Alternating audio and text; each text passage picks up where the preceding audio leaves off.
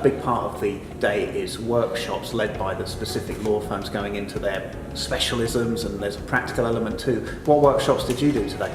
I did a debt finance workshop with Kirkland and Ellis, and then I did a Watson, Farley and Williams asset finance workshop as well.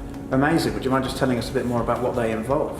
Yes, sure. The debt finance workshop was essentially taking us through a acquisition finance. It was a case study, and then there was a trainee, an associate and a partner that would take us through their respective roles during the financing, which was really interesting in terms of knowing who does what on a transaction and what trainees get involved in. And what was the main thing you got out of LawCareersNetLIVE London 2018 today, do you think? I would say it was more so getting to speak to all the representatives from the different sponsor firms. Obviously when making applications it's quite difficult to differentiate between which firm does what, and being able to meet them face to face and talk to them, you can see what kind of law they're specialised in as well as what kind of people they are, and match that to your personality to see whether you want to work there or not. So that was really useful for me. And that's great to hear. Finally, Mounah, I'm just wondering if you have any advice for candidates who are going to be attending events like this in the future. What tips would you give to them to make the most of the day?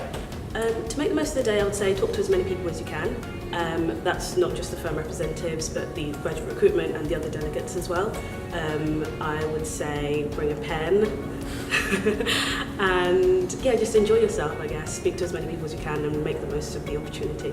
And wear flats. I've been wearing my heels. Good advice, yeah. It's an intense day, so being on your feet is a big part of it, yes. Good shout. Well, thanks so much for talking to us, Mounah.